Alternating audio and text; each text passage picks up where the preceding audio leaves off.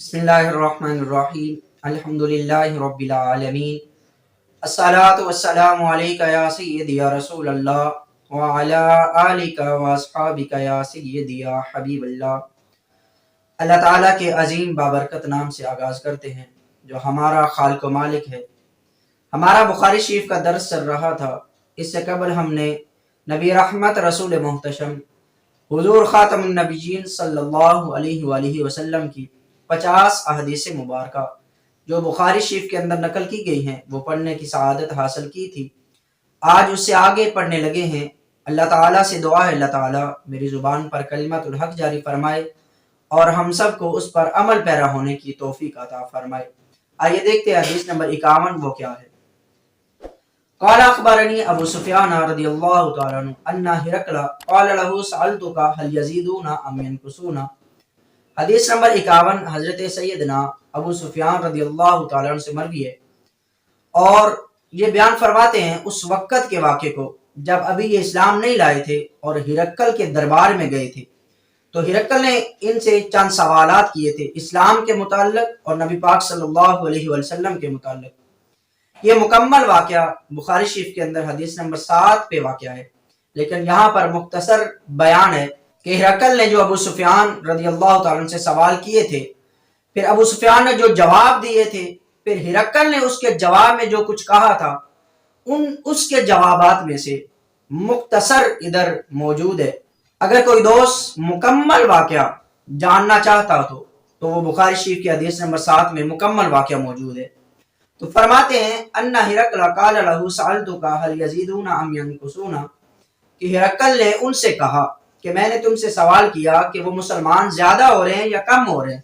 فزعمت انهم يزيدون، تو تم نے مجھے کہا کہ وہ زیادہ ہو رہے ہیں۔ وكذلك الايمان حتى يتم، ہرقل نے کہا کہ اسی طرح ایمان کا معاملہ ہوتا ہے یہاں تک کہ وہ مکمل ہو جائے۔ وسألتك هل يرتد احد سقطة لدينه بعد ان يدخل فيه، ہرقل نے ابو سفیان سے کہا میں نے تم سے سوال کیا کہ کیا اس دین میں داخل ہونے کے بعد کوئی اس دین کو ناپسند کرتے ہوئے اس دین سے منحرف ہوا ہے، کوئی دوسرے دین میں داخل ہوا ہو، کوئی مرتد ہو گیا ہو۔ فزعمت اللہ، تو تم نے کہا کہ نہیں، ایسا تو کبھی نہیں ہوا کہ کوئی اس دین میں داخل ہوا ہو اور اس کے بعد وہ مرتد ہو گیا، ایسا کبھی نہیں ہوا۔ وَكَذَلِكَ الْإِيمَانُ حِينَ تُخَالِطُ بَشَاشَتُهُ الْقُلُوبَ لَا يَسْخَطُهُ أَحَدٌ، تو ہرقل نے کہا کہ اسی طرح ایمان کا معاملہ ہوتا ہے کہ جب اس کی چاشنی، اس کی مٹھاس دلوں میں رچ جاتی ہے تو کوئی بھی اس کو ناپسند کرتے ہوئے اس دین سے منحرف نہیں ہوتا، اس دین کو چھوڑتا نہیں ہے۔ تو یہ حدیث مبارکہ دین اسلام کے سچا ہونے کی دلیل ہے کہ ہرقل نے اسلام قبول نہیں کیا تھا، نہ ہی اس وقت ابو سفیان نے ایمان قبول کیا تھا، لیکن دونوں ہی اسلام کے سچا ہونے کی دلیل دے رہے ہیں کہ وہ ایسا دین ہے کہ جب کوئی اس میں داخل ہو جاتا ہے، جب کوئی کلمہ پڑھ لیتا ہے تو پھر اس دین کو چھوڑتا نہیں ہے، کبھی بھی اس دین سے منحرف نہیں ہوتا، اس دین سے مرتد نہیں ہوتا۔ سبحان اللہ، ہمیں ناز کرنا چاہیے، ہمیں وہ دین اللہ رب العزت نے عطا فرمایا ہے، وہ نبی علیہ الصلوۃ والسلام عطا فرمائے ہیں کہ جن کے سچا ہونے کی دلیلیں جن کو سچا دشمن بھی مانتے تھے۔ یہ بخاری شریف کی حدیث نمبر 51 تھی۔ آئیے دیکھتے ہیں بخاری شریف کی حدیث نمبر 52 وہ کیا ہے۔ عن عامر رضی اللہ تعالی عنہ قال سمعت النعمان بن بشیر رضی اللہ تعالی عنہ یقول سمعت رسول اللہ صلی اللہ علیہ وآلہ وسلم یقول الحلال بین والحرام بین۔ حدیث نمبر 52 حضرت سیدنا نعمان بن بشیر رضی اللہ تعالی عنہ سے مروی ہے۔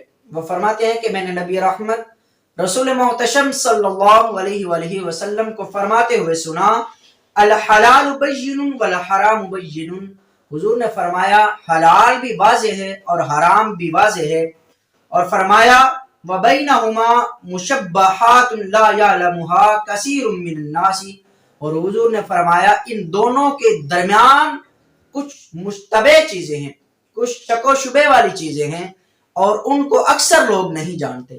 شک اور شبہ والی وہ چیزیں کہ جن کو ایک طرف سے دیکھا جائے تو حلال محسوس ہوں اور دوسری طرف سے دیکھا جائے تو وہ حرام ہوں۔ مثال کے طور پر ایک رشوت لینے والا آدمی ہے، اگر کوئی شخص اس کے گھر میں مہمان بن کے جائے اور وہ اس کے سامنے لا کر کھانا رکھے، اگر تو وہ کھانا اس کی تنخواہ کے پیسوں سے بنائے، حق حلال کے رزق سے بنائے تو وہ تو حلال ہوا، اور اگر وہ کھانا رشوت کے پیسوں سے بنائے، رشوت کے رزق سے بنا ہوا ہے تو وہ حرام ہے۔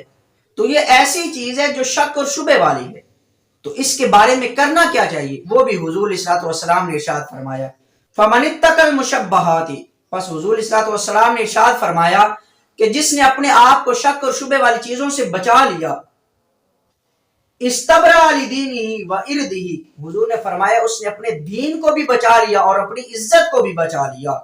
وَمَنْ وَقَعَ فِي الشُّبُهَاتِ كَرَائِن يَرَى حَوْلَ الْحِمَى، اور حضور نے فرمایا جو شک اور شبہ والی چیزوں میں پڑ گیا تو وہ اس چرواہے کی طرح ہے جو اپنے مویشیوں کو شاہی چراگاہ کے نزدیک جا کر چراتا ہے۔ تو جو شخص اپنے مویشیوں کو شاہی چراگاہ کے قریب جا کر چرائے گا پھر کیا ہوگا؟ حضور نے فرمایا یوشک ان یواقعہ، قریب ہے کہ اس کے مویشی اس چراگاہ میں چلے جائیں، اس چراگاہ میں داخل ہو جائیں۔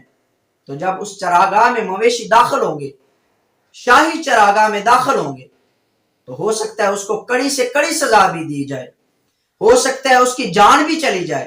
تو حضور صلی اللہ علیہ وسلم نے ارشاد فرمایا الا وان لکل ملک حما، خبردار بے شک ہر بادشاہ کی کوئی نہ کوئی چراگاہ ہوتی ہے، الا ان حم اللہ فی ارضہ محارمہ، بے شک اللہ تعالیٰ کی اس زمین میں جو چراگاہ ہے وہ اس کی حرام کردہ چیزیں ہیں۔